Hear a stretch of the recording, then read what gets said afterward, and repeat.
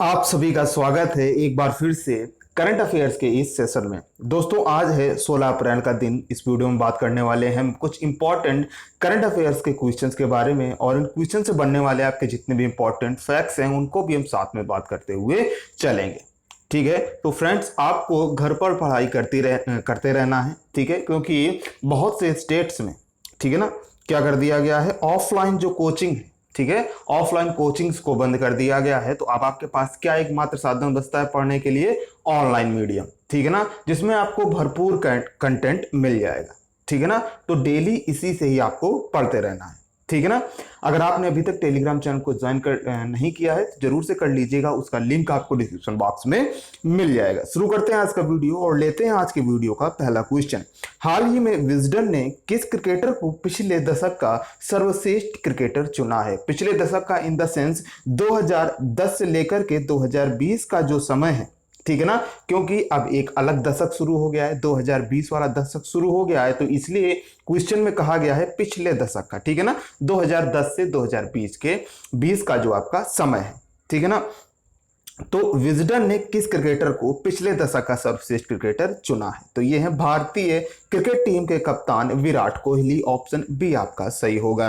ठीक है ना, विजडन क्या है आपकी? विजडन आपका एक मैगजीन है, एक पत्रिका है, जिसे हम क्रिकेट की बाइबल भी कहते हैं।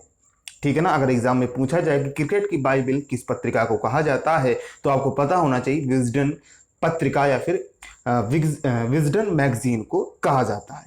ठीक है ना, अब बात कर लेते हैं इस क्वेश्चन से रिलेटेड और भी महत्वपूर्ण प्रश्नों के बारे में, तथ्यों के बारे में। ठीक है, इंग्लैंड के एक हरफनमौला खिलाड़ी हैं बेन स्टोक्स। ये लगातार दूसरी बार क्रिकेटर ऑफ द ईयर चुने गए हैं। यानी कि अगर बात की जाए विराट कोहली की तो ये क्रिकेटर ऑफ द डिकेड है। ठीक है, अगर वहीं बात की जाए क्रिकेटर ऑफ द ईयर तो वो बने हैं आपके इंग्लैंड के बेन स्टोक्स।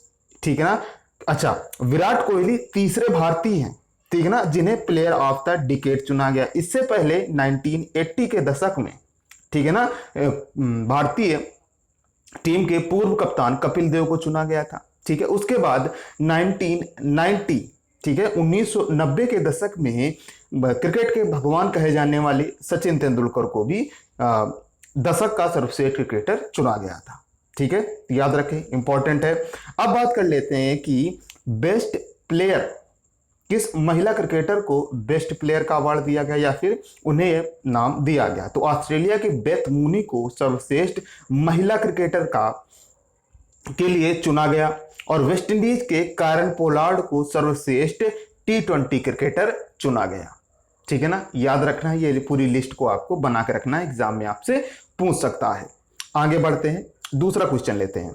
हाल ही में यूएसए ने, ठीक है, यूएसए ने किस वैक्सीन के उपयोग पर रोक लगा दी है? ठीक है, ये ऐसी वैक्सीन है जिसमें यूएसए के साथ साथ कुछ अन्य देशों ने भी रोक लगा दी है, जैसे कि आपका साउथ अफ्रीका, दक्षिण अफ्रीका भी है। तो ये है आपकी Johnson and Johnson. Option C आपका सही होगा। ठीक है ना, पहले क्या था कि जॉनसन एंड जॉनसन की जो वैक्सीन थी उसको इमरजेंसी के रूप में उपयोग करने के लिए स्वीकृति दे दी गई थी, लेकिन जब इसके टीके लगाए गए, ठीक है, लगभग 68 लाख लोगों को इसका टीका लगाया जा चुका है, तो उसमें से यूएसए में 6 लोगों को ब्लड क्लॉटिंग की शिकायत हुई है। यानी कि इस वैक्सीन की लगाने की वजह से ब्लड क्लॉटिंग की शिकायत आ रही है, इसलिए ऐसा किया गया। ब्लड क्लॉटिंग यानी कि खून का थक्का जम रहा है बॉडी के अंदर ही। ठीक है ना, अच्छा, अब बात करते हैं किस वैक्सीन, अभी तक जो रिपोर्ट है उसमें से कौन सी वैक्सीन ऐसी है जो बहुत ज्यादा कारगर है, यानी कि लगभग 90% कारगर है? तो ये वैक्सीन है आपकी मॉडर्ना। ठीक है ना, मॉडर्ना नाम की एक वैक्सीन है जो 90% तक कारगर है। अच्छा, एक वैक्सीन और है जिसका भारत ने निर्यात रोक दिया है, अब वो एक्सपोर्ट नहीं करेगी, वो है रेमडेसिविर वैक्सीन। ठीक है, याद रखिए, ये भी आपकी इंपॉर्टेंट वैक्सीन है, एग्जाम में पूछा जा सकता है। ठीक है, अब बात करते हैं ब्लड क्लॉटिंग। तो ऐसा कौन सा तत्व है आपके शरीर पर जो ब्लड क्लॉटिंग नहीं होने देता है? ये आपका बायोलॉजी का क्वेश्चन है, कभी कभी एग्जाम में पूछता है। ठीक है, तो हिपैरिन की वजह से आपके बॉडी के अंदर रक्त नहीं जमता है, वो लगातार सर्कुलेट होता रहता है। ठीक है, मान लीजिए अब एक दूसरा क्वेश्चन निकलेगा कि मान लीजिए आपको कभी चोट लग जाती है तो ब्लड निकलने लगता है, तो किसकी वजह से रक्त का थक्का जमता है, यानी कि आपका खून बहना बंद होता है, ब्लड क्लॉटिंग होती है, तब आपका प्रोथ्रोम्बिन और फाइब्रिनोजन प्रोटीन काम करती हैं और आपके रक्त के थक्का बनाने में सहायक होती है। ठीक है ना। विटामिन के, आपने सभी ने सुना होगा विटामिन के, यह भी आपका, ठीक है ना, जिसका साइंटिफिक नेम नेफ्थाक्विनोन या फिर फिलोक्विनोन होता है, यह भी आपका ब्लड क्लॉटिंग में मदद करती है, सहायता करती है। ठीक है ना। आई होप आपको सभी पॉइंट अच्छी तरीके से याद हो रहे होंगे। वीडियो पसंद आ रहा है तो जरूर से लाइक कर दीजिएगा, शेयर कर दीजिएगा, और चैनल सब्सक्राइब नहीं किया है तो सब्सक्राइब कर दीजिएगा। और कोई बात पूछना भी चाहते हैं तो कमेंट करके फटाफट से पूछ लीजिएगा। तीसरा क्वेश्चन लेते हैं। हाल ही में किस देश ने सुएज नहर को अवरुद्ध करने के लिए एवर गिवन, ठीक है, एवर गिवन शिप को जब्त कर लिया है? ठीक है ना। आप सभी जानते हैं बहुत ही ज्यादा चर्चा में रहा आपका ये शिप, फंस गया था एवर गिवन, कहां पर? सुएज नहर में। ठीक है ना। सुएज नहर जो आपका मेडिटेरेनियन सी और रेड सी को जोड़ती है, यानी कि भूमध्य सागर और लाल सागर को जोड़ने का काम करती है। कौन? सुएज नहर। ठीक है ना। तो किस देश ने इस शिप को जब्त कर लिया है? तो यह है मिस्र। ठीक है, ऑप्शन ए आपका सही होगा, क्योंकि सुएज नहर से जो टोल टैक्स प्राप्त होता है वो मिस्र को प्राप्त होता है, और लगभग एक हफ्ते तक आपका ये शिप वहां पर फंसा रहा, जिससे उसको काफी टोल की दिक्कत हुई, यानी कि टोल वहां पर उसको नहीं मिला, क्योंकि सभी आवाजाही रुक गई। ठीक है ना।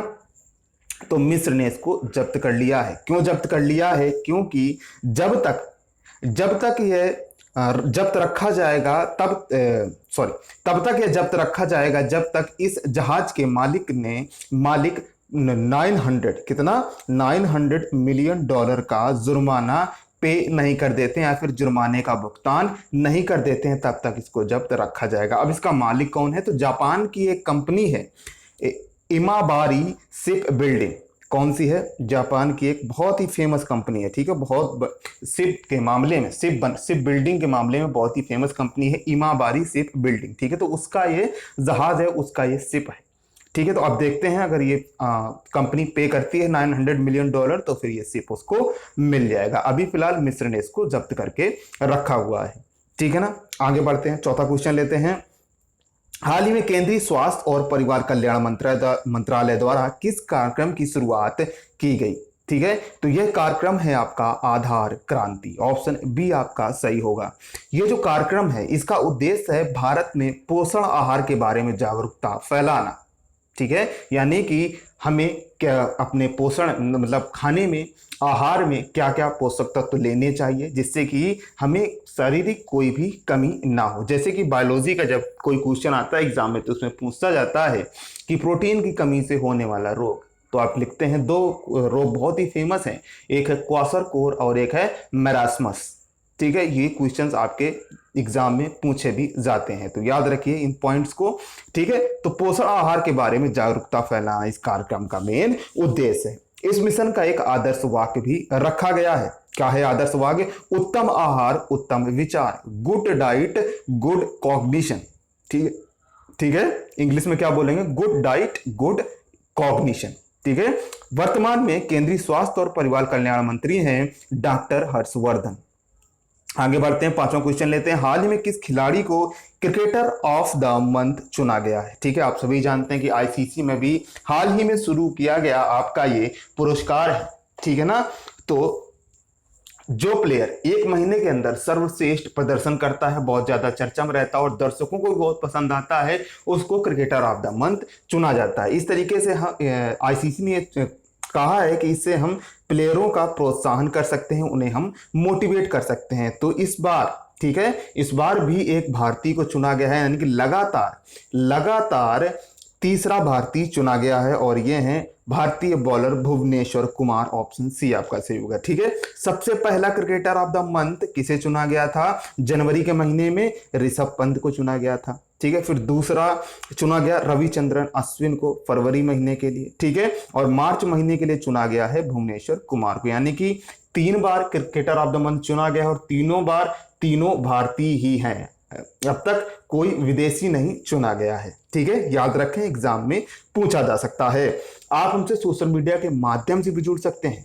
जैसे कि Facebook page, Instagram page, Telegram channel, इन सभी का लिंक आपको डिस्क्रिप्शन बॉक्स में मिल जाएगा। आप चैनल को फाइनेंशियली तौर पर सपोर्ट भी करना चाहते हैं, ठीक है ना, तो उसका भी लिंक आपको, उसका भी डिटेल आपको डिस्क्रिप्शन बॉक्स में मिल जाएगा। आगे बढ़ते हैं, छठा क्वेश्चन लेते हैं। हाल ही में हिमाचल दिवस कब आयोजित किया गया?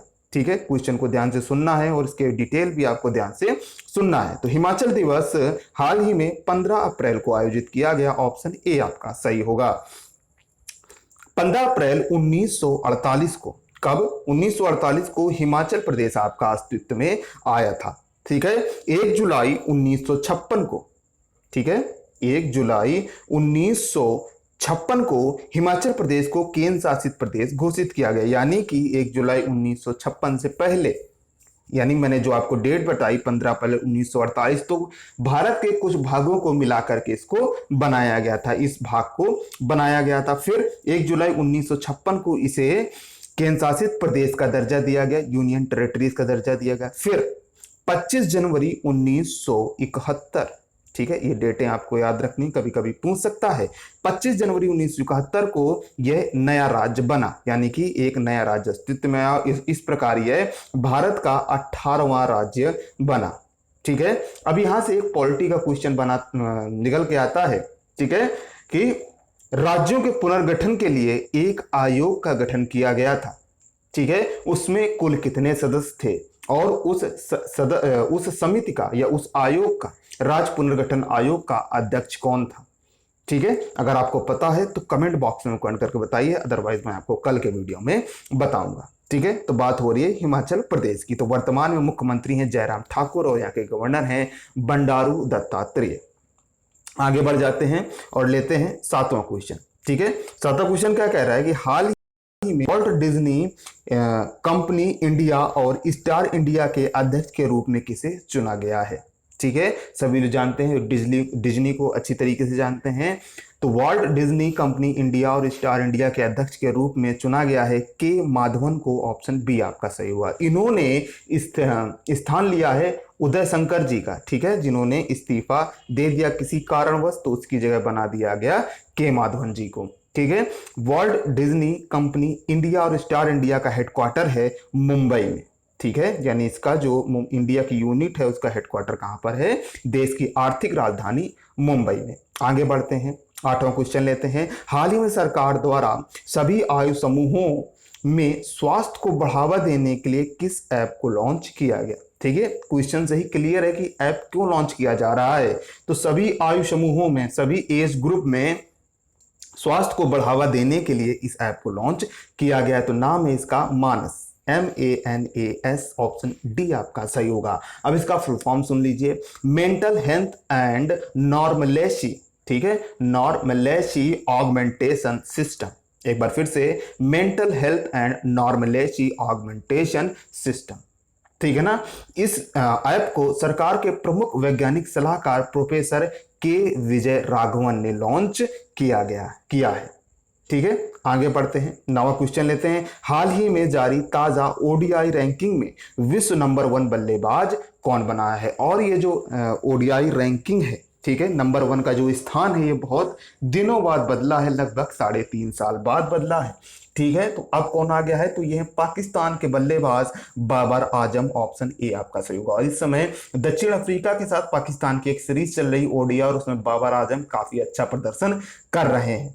ठीक है ना, बहुत ताबड़तोड़ बल्लेबाजी कर रहे हैं। इस वजह से इन्होंने विराट कोहली को पीछे छोड़ दिया और नंबर 1 की जगह ले ली। 3.5 साल से विराट कोहली नंबर 1 पर काबिज थे और अब बाबर आजम ने उनको हटा दिया है। ठीक है ना, बात हो रही है ICC की। ठीक है, क्योंकि ICC के द्वारा यह रैंकिंग जारी की गई है, इंटरनेशनल क्रिकेट काउंसिल के द्वारा। तो ICC का हेडक्वार्टर है दुबई में और इसके CEO हैं वर्तमान में मनु साहनी। ठीक है, आगे बढ़ते हैं। आज के वीडियो में 9 ही क्वेश्चन थे। अब ले लेते हैं कल के क्वेश्चन का जवाब। हाल ही में किस राज्य सरकार ने 14 दिनों का मास्क अभियान लॉन्च किया है? तो यह राज्य है नवीन पटनायक की सरकार वाला ओडिशा राज्य। ऑप्शन ए आपका सही होगा। क्यों? क्योंकि लोग एक तो मास्क की उपयोगिता समझें और मास्क के लगाने के आदी हो जाएं। ठीक है, आगे बढ़ते हैं। अब लेते हैं क्वेश्चन ऑफ द डे। इसका जो आपको कमेंट बॉक्स में कमेंट करके बताना है भाई। ठीक है ना, और जो वीडियो देखते हैं सभी लोग कमेंट जरूर से किया करें। ठीक है, इससे पता लगता है कि हमारी तैयारी किस तरीके की चल रही है। हाल ही में अम्बेडकर जयंती कब मनाई गई, 4 ऑप्शन है आपके पास, इनमें से जो भी आपको ऑप्शन करेक्ट लगता है कमेंट करके जरूर बताएं। पसंद आया तो लाइक और शेयर जरूर से करें, ठीक है ना। अभी आपके मन में कोई सवाल है तो वो आप पूछ सकते हैं, सजेशन है तो आप दे सकते हैं। चैनल को अभी तक सब्सक्राइब नहीं किया है तो जरूर सब्सक्राइब करें, नोटिफिकेशन बेल को भी प्रेस करें जिससे आप कोई वीडियो मिस ना कर सके। और आपके लिए जल्द ही या तो आज या तो कल एक इन्वायरमेंट से रिलेटेड बहुत ही इंपॉर्टेंट वीडियो आप सभी के लिए आ रहा है, तो उसको जरूर से देखिएगा। थैंक्स फॉर वॉचिंग, मिलते हैं नेक्स्ट वीडियो में, तब तक के लिए आप सभी का बहुत बहुत धन्यवाद।